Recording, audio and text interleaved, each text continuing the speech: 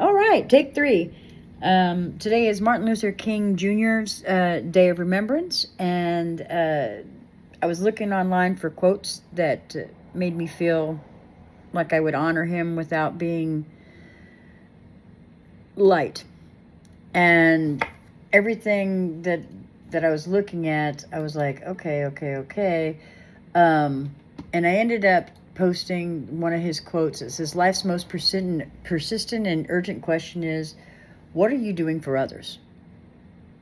Right? What are you doing for others? Because if you're not doing stuff for others, you're being selfish.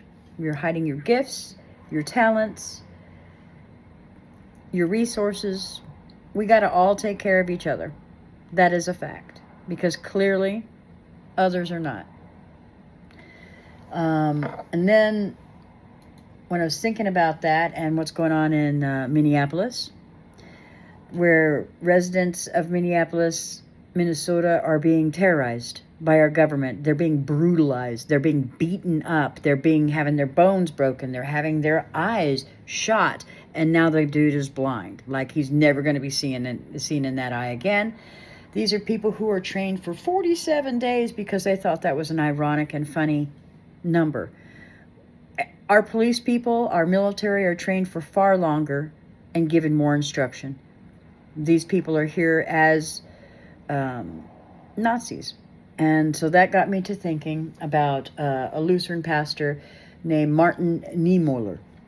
And he, in the beginning of the Hitler regime, was for what he had to say. And then when Hitler decided to centralize everything and become a dictator, then Martin Niemöller formed a party called Clergymen Opposed to Hitler. Clergymen Opposed to Hitler. And as such, he ended up in Dachau, right?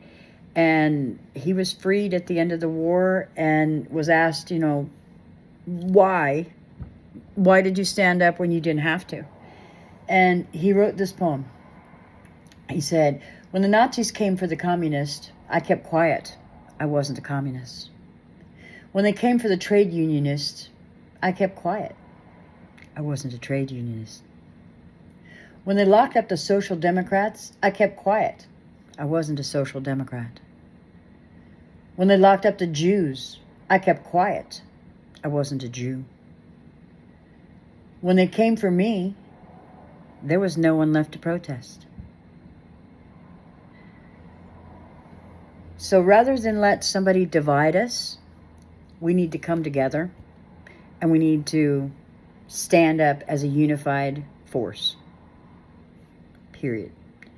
We can't let the billionaires run our country. We can't let the billionaires get away with heinous crimes against humanity, against animals, for fun. Someone like that has no conscience. They have no empathy.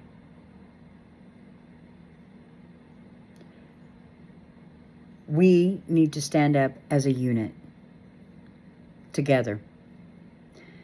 As far as I know, there's 2 general strikes, one tomorrow and one on the 23rd. The one on the 23rd, I believe, is the one Minneapolis is calling for. And it's a general strike that at 2 p.m., no matter what you're doing, you'll stop and walk off. You just stop doing everything. You don't spend any money that day.